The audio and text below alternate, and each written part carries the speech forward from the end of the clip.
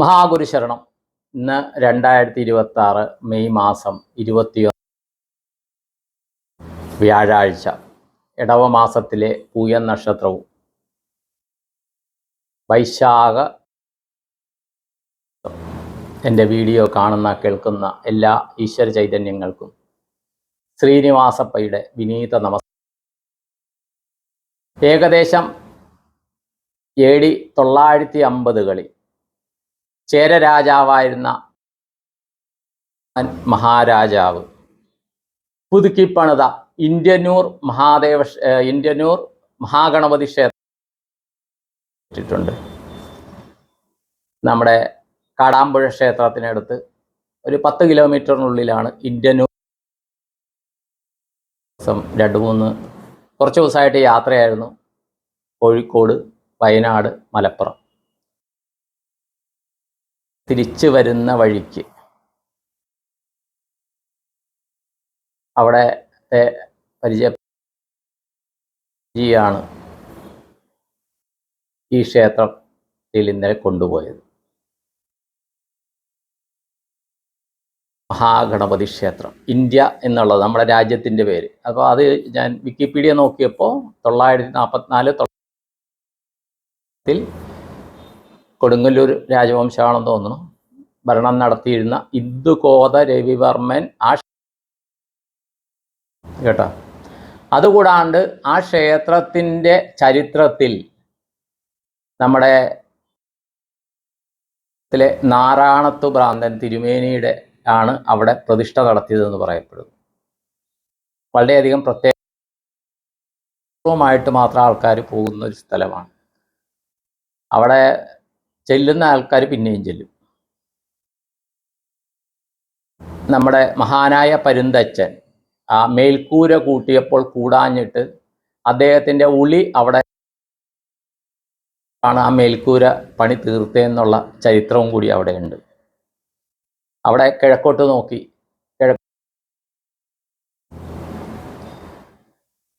ആദ്യം പോകേണ്ടത് വടക്കേ അറ്റത്തുള്ള മഹാവിഷ്ണുവിൻ്റെ ശ്രീകോവിലിൻ്റെ അടുത്താണ്. വട്ടമാണെന്ന് തോന്നുന്നു. ഇപ്പുറത്ത് മഹാവിഷ്ണുവിൻ്റെ ശ്രീകോവിൽ, അവിടെ പോയി തൊഴുക. പ്രദക്ഷിണം എടുത്ത് അവിടെ നിന്ന് തന്നെ അകത്തുകൂടി തന്നെ, നാലമ്പലത്തിൻ്റെ അകത്തുകൂടി തന്നെ തെക്ക് വശത്ത് അത് ഒരു 2 അടി മഹാദേവൻ്റെ ശ്രീകോവിലുണ്ട്. മഹാദേവൻ്റെ ശ്രീകോവിലിൽ പോയി തൊഴുക. അപ്പോൾ ഈ മഹാദേവൻ്റെ ശ്രീകോവിൽ വളരെ കുറവാണ്. ഞാനുണ്ട്, ശ്രീ രാജേഷ് ജി ഉണ്ട്, പിന്നെ ശ്രീമതി രോഷിനി ടീച്ചറുണ്ട്, രോഷിനി ടീച്ചറിൻ്റെ അമ്മ. ഞങ്ങൾ 4 പേരാണ് ഉണ്ടായിരുന്നു. അതുകൂടാണ്ട് ഒരു അമ്മയും മകനും കൂടി അവിടെ വന്നിരുന്നു. അവർ വാളാഞ്ചേരിയിലെ മറ്റോ ഉള്ളതാണ്. അദ്ദേഹം കാലടി സർവകലാശാലയിൽ മറ്റേ ജോലി ചെയ്യുന്നു എന്ന് അമ്മ പറഞ്ഞിരുന്നു. അപ്പോൾ അവിടെ ഉള്ള കീഴ്ശാന്തി ത്രിവിക്രമൻ തിരുമേനി ചെറുപ്പക്കാരനാണ്. അദ്ദേഹം അപ്പോൾ ശ്രീകോവിലിൻ്റെ അകത്ത് പോയിട്ട് കൊത്തിവെച്ചിരിക്കുന്ന ധ്യാനരൂപത്തിലിരിക്കുന്ന മഹാദേവനെയും കൂടാതെ സുബ്രഹ്മണ്യനെ, ഇന്ന് ഷഷ്ടി ദിവസമാണ്, അവിചാരിതമായിട്ടായിരിക്കും ഇത്. ഇന്നലെ യാത്ര കഴിഞ്ഞ് വന്ന് സുബ്രഹ്മണ്യനെയും അടിയിലിരുത്തി എത്തുന്ന പാർവതി ദേവിയുടെയും വിഗ്രഹങ്ങൾ അവിടെ കൊത്തിവെച്ചിട്ടുണ്ട്. താഴത്ത് ശിവലിംഗം. ഒന്ന് നോക്കുമ്പോൾ കാണുകയില്ല, ആ വിളക്ക് കാണിച്ചാൽ മാത്രമേ അത് കാണുകയുള്ളൂ. അവിടെ നിന്ന് തെക്കോട്ട് ദർശനമായി മഹാഗണപതി ക്ഷേത്രം നിൽക്കുന്നത്. നമ്മുടെ ഇവിടെ അതുപോലെ തന്നെ കൊട്ടാരക്കര ഗണപതി ക്ഷേത്രം അങ്ങനെയാണ്. ശിവന്റെ ക്ഷേത്രം ആ ശ്രീകോവിലിനോട് ചേർന്ന് തെക്കോട്ടാണ് ഗണപതി ഉള്ളത്. അവിടെ ഇവിടെ അതുപോലെ തന്നെയാണ്. തെക്കോട്ട് ദർശനമായിട്ടാണ് ഗണപതി. ചരിത്രം പറഞ്ഞു കഴിഞ്ഞാൽ, അവിടുത്തെ വിശ്വാസം പറഞ്ഞു കഴിഞ്ഞാൽ, അവിടെ ആ ശ്രീകോവിലിൻ്റെ ഗണപതി പ്രത്യക്ഷപ്പെട്ടത്. പിന്നെ ആ ഗണപതിയുടെ രൂപം പ്രതിഷ്ഠിക്കുകയായിരുന്നു. അപ്പോൾ ആ ചേച്ചിയുടെ പേര് ചോദിക്കാൻ മറന്നുപോയി. ആ ചേച്ചി ഞങ്ങൾക്ക് 2 ഉണ്ണിയപ്പവും തന്ന്, സന്തോഷം. അപ്പോൾ ആ ചേച്ചി പറഞ്ഞ ആ ചിത്രത്തിൽ നിന്നാണെന്ന് എല്ലാ ദിവസവും പൂജയ്ക്ക് ഗണപതിനെ ഈ രൂപത്തിലേക്ക് ആവാഹിക്കുന്നത്. നമുക്ക് പ്രദക്ഷിണം എടുക്കാം. ക്ഷേത്രത്തിന് എന്താണ് ഈ ഗണപതിയുടെ അവിടെയും പോയിട്ട് ആ ഓവിൻ്റെ അവിടെ ചെന്ന് അപ്രദക്ഷിണമായിട്ട് വരണം. അപ്പോൾ ഓവിൻ്റെ അവിടെ കാട്ടുചെത്തിയുണ്ട്. അപ്പോൾ ആ ഓവിൻ്റെ അവിടെ ഈ സുബ്രഹ്മണ്യ ഉണ്ട്. അവിടെയാണ് പാർവതീദേവി സുബ്രഹ്മണ്യനെ കുളിപ്പിക്കുന്ന, അവിടെയാണ് ശിവന്റെ സാന്നിധ്യം. ഒരു പറഞ്ഞു കേട്ടതാണ്. ചിലപ്പോൾ ഞാൻ കേട്ട് പറയുന്നതിൽ എന്തെങ്കിലും തെറ്റുകളുണ്ടെങ്കിൽ ക്ഷമിക്കുക. അവിടെയുള്ളവർ തീർച്ചയായിട്ടും ഇതിൻ്റെ താഴെ. അപ്പോൾ ഈ അവിടെ നിന്ന് പിന്നെ വന്നിട്ട് ഗണപതി നടയിൽ കൂടി പുറത്തിറക്കി 10 മണിക്കുള്ളിൽ അവിടെ എത്തിയതാണ്. അപ്പോൾ 9:30 രാവിലത്തെ പൂജ കഴിയും. 10 മണി വരെ കാണുള്ളൂ. ഇത് കൊടിമര ഇല്ല അവിടെ.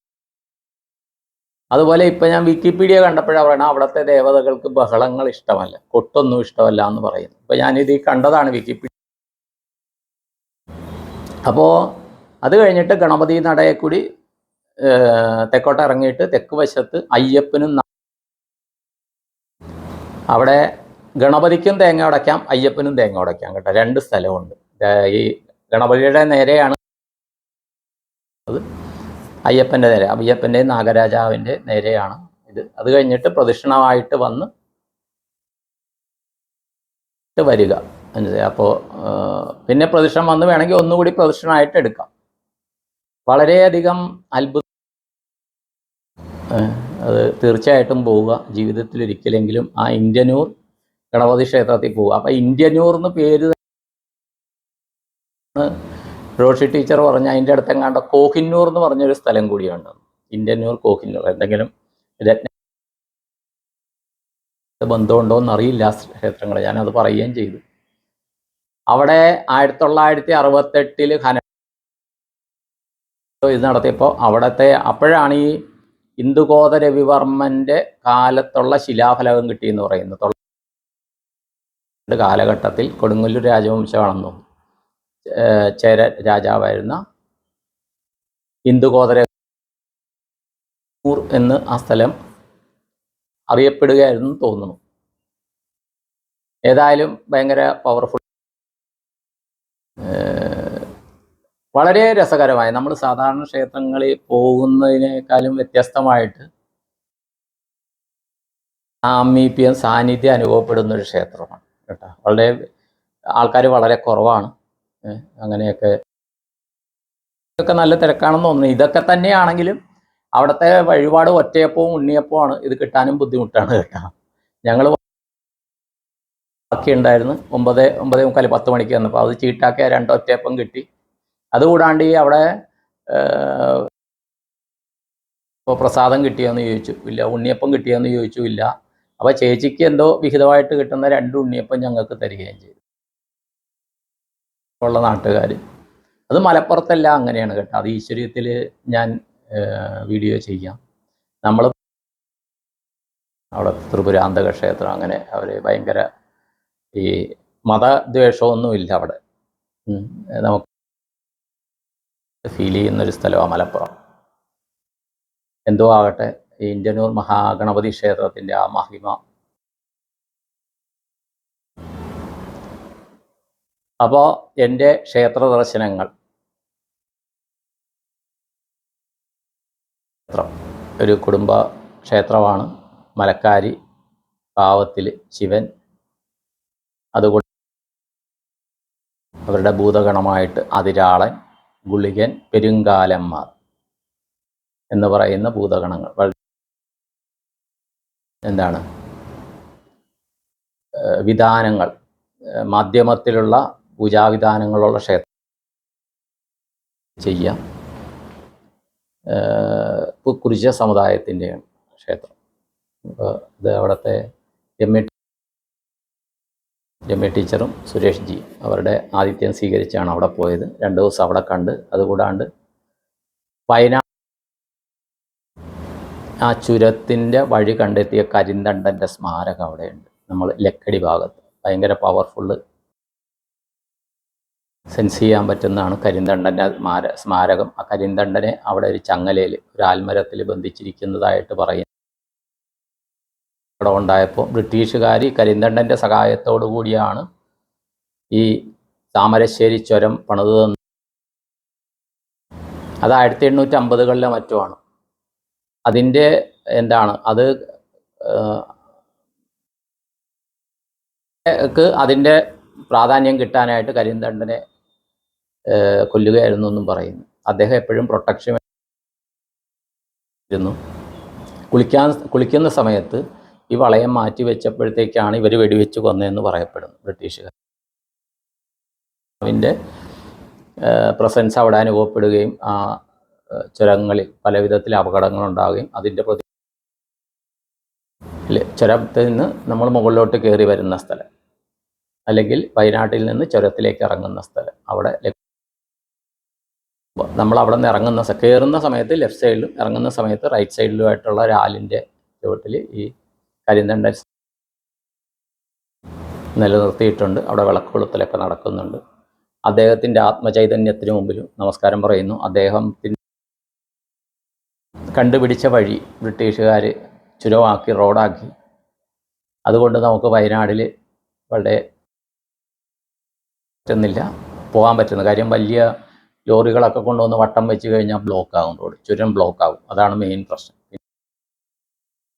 കയറുന്നവർക്ക് കയറാനും ഉള്ള തിരക്കാണ്. മറ്റേ റോഡിൽ എന്താണ് ഡിസിപ്ലിൻ ഇല്ല.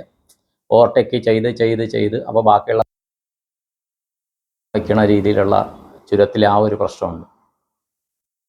എന്തോ ആവട്ടെ, അങ്ങനെ ആ യാത്രകളും വയനാടും സൗന്ദര്യവും ആസ്വദിക്കാൻ പറ്റി, പൂർണ്ണമായിട്ടല്ലെങ്കിലും കുറച്ചെങ്കിലും കേട്ടോ. പിന്നെ ഇന്ത്യൻ ഗണപതി ക്ഷേത്രം, മഹാഗണപതി, എല്ലാം എൻ്റെ ദർശനം, എൻ്റെ ഉപാസന, എൻ്റെ മന്ത്രജപത്തിൻ്റെ എല്ലാം പുണ്യം എൻ്റെ വീഡിയോ കാണുന്ന കേൾക്കുന്ന ദീർഘായുസ്, സമ്പൂർണ്ണ ആരോഗ്യം, സൽസന്താനങ്ങൾ, സമ്പൽ സമൃദ്ധി, കുടുംബ ബന്ധങ്ങളിൽ കെട്ടുറപ്പ്, ഐക്യമത്യം, ഓരോരുത്തരുടെയും വ്യക്തിപരമായ ആഗ്രഹങ്ങൾ, ജോലി സംബന്ധമായ, വിവാഹം സംബന്ധമായ, വിദേശത്ത് പോകാനുള്ളതോ പഠന ആവശ്യങ്ങൾക്കുള്ളതോ, വീട് വാങ്ങാനോ വീട് വയ്ക്കാനോ ഫ്ലാറ്റ് വാങ്ങിക്കാനോ, സ്ഥലം, ഭൂമി, വീട് ക്രയവിക്രയത്തിന് എല്ലാ ആഗ്രഹങ്ങളും നടക്കുവാനും, നല്ല രീതിയിൽ വിദ്യാഭ്യാസം കിട്ടി ഒരു അവരാഗ്രഹിക്കുന്ന അർഹിക്കുന്ന ഉന്നത സ്ഥാനം കിട്ടുവാൻ, സർവത്ര പോസിറ്റീവായിട്ടുള്ള കാര്യങ്ങൾ നടക്കുവാനും, എല്ലാവരുടെയും കുടുംബദേവത, കുലദേവത, ധർമ്മദേവത, ഗ്രാമദേവത, ഇഷ്ടദേവത, ഗുരുക്കന്മാർ, പിതൃക്കന്മാർ, ഗുരുകാരണവന്മാരുടെ അനുഗ്രഹത്താൽ എല്ലാവരുടെയും ജീവിതത്തിൽ സദാ സർവദാ സർവ്വതി എല്ലാം ഉണ്ടാകുവാനായിട്ട് എൻ്റെ ഗുരുക്കന്മാരെയും ഉപാസനാമൂർത്തികളെയും മാധ്യമമാക്കി പരാശക്തി പരമാത്മ ചൈതന്യങ്ങളെയും പ്രാർത്ഥിച്ച് സങ്കല്പം ചെയ്യുന്നു. All the best, all thank you, all bless you, I am sorry, please forgive me, I love. സ്വന്തം ശ്രീനിവാസപ്പൈ.